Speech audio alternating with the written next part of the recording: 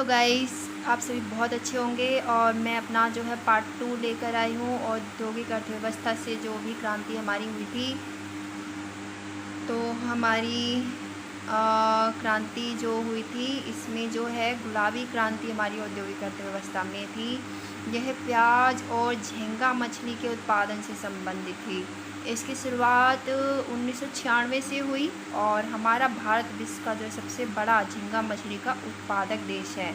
तो इसमें से बहुत ही मोस्ट इम्पॉर्टेंट क्वेश्चन आता है, एनटीए नेट जेआरएफ के लिए भी आता है, यूपीएससी, एसएससी और बाकी जितने भी एंट्रेंस एग्ज़ाम है सभी में जो ये क्वेश्चन आते हैं हमारी जो अर्थव्यवस्था से जुड़े हुए हैं और पॉलिटिकल साइंस से भी। तो हमारा इसमें जो क्वेश्चन बनेगा ये आता है कि गुलाबी क्रांति जो है किसे कहा जाता है, ये किस पर बेस्ड थी। तो इसका जो है आंसर में आता है कि ये झींगा मछली के उत्पादन से संबंधित थी और प्याज से। और इसमें एक क्वेश्चन ये बनता है कि इसकी शुरुआत किस सन में हुई थी गुलाबी क्रांति की, तो 1996 में हुई थी। और झींगा मछली का जो है विश्व स्तर पर सबसे बड़ा उत्पादक देश कौन सा माना जाता है, तो ये जीके में हमारे पूछा जाता है। तो झींगा मछली का जो विश्व का सबसे बड़ा उत्पादक देश है वो हमारा भारत देश है। काली क्रांति, काली क्रांति यह जो क्रांति थी पेट्रोलियम, खनिज तेल, एथनॉल तथा कोयला उत्पादन से संबंधित है। काली क्रांति से समझ ही आ रहा होगा आप लोगों को कि ये पेट्रोलियम और खनिज और एथनॉल तथा कोयला उत्पादन से संबंधित हो सकती है, क्योंकि कोयला जो है काला होता है, इसीलिए इसको काली क्रांति का नाम दिया गया है। और इस क्रांति के अंतर्गत जो है पेट्रोल ने 10% एथनॉल का जो है मिलावट लक्ष्य जो है रखा गया था।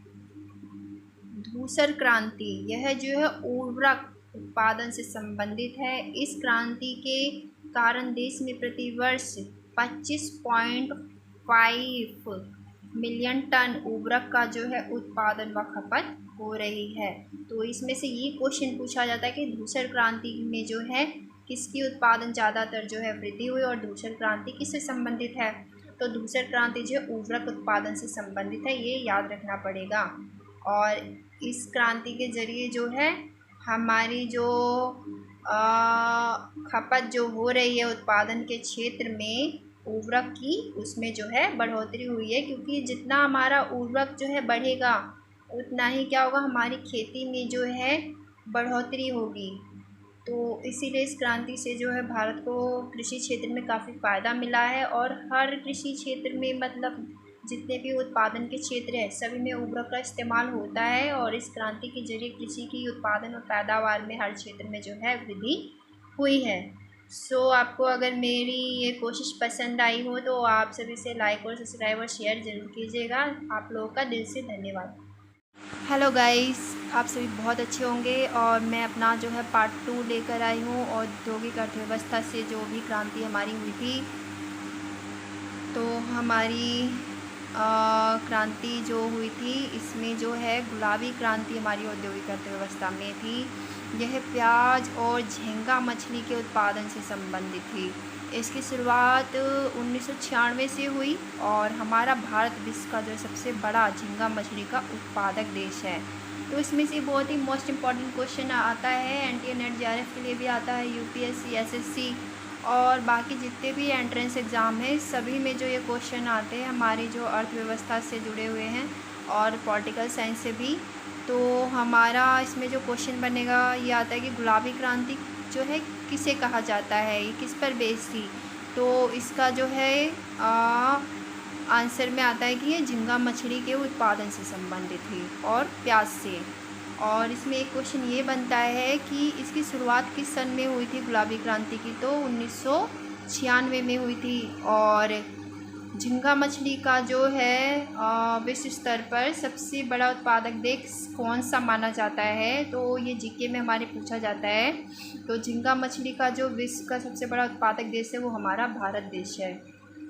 काली क्रांति, काली क्रांति यह जो क्रांति थी पेट्रोलियम, खनिज तेल, एथनॉल तथा कोयला उत्पादन से संबंधित है। काली क्रांति से समझ ही आ रहा होगा आप लोगों को कि ये पेट्रोलियम और खनिज और एथनॉल तथा कोयला उत्पादन से संबंधित हो सकती है, क्योंकि कोयला जो है काला होता है, इसीलिए इसको काली क्रांति का नाम दिया गया है। और इस क्रांति के अंतर्गत जो है पेट्रोल ने 10% एथनॉल का जो है मिलावट लक्ष्य जो है रखा गया था। धूसर क्रांति, यह जो है उर्वरक उत्पादन से संबंधित है। इस क्रांति के कारण देश में प्रतिवर्ष 25.5 मिलियन टन उर्वरक का जो है उत्पादन व खपत हो रही है। तो इसमें से ये क्वेश्चन पूछा जाता है कि धूसर क्रांति में जो है किसकी उत्पादन ज़्यादातर जो है वृद्धि हुई और धूसर क्रांति किससे संबंधित है। तो धूसर क्रांति जो है उर्वरक उत्पादन से संबंधित है, ये याद रखना पड़ेगा।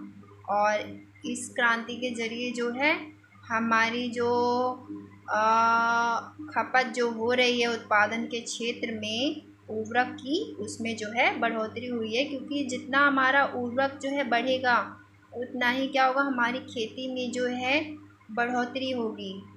तो इसीलिए इस क्रांति से जो है भारत को कृषि क्षेत्र में काफ़ी फ़ायदा मिला है और हर कृषि क्षेत्र में मतलब जितने भी उत्पादन के क्षेत्र है सभी में उर्वरक का इस्तेमाल होता है। और इस क्रांति के जरिए कृषि की उत्पादन और पैदावार में हर क्षेत्र में जो है वृद्धि हुई है।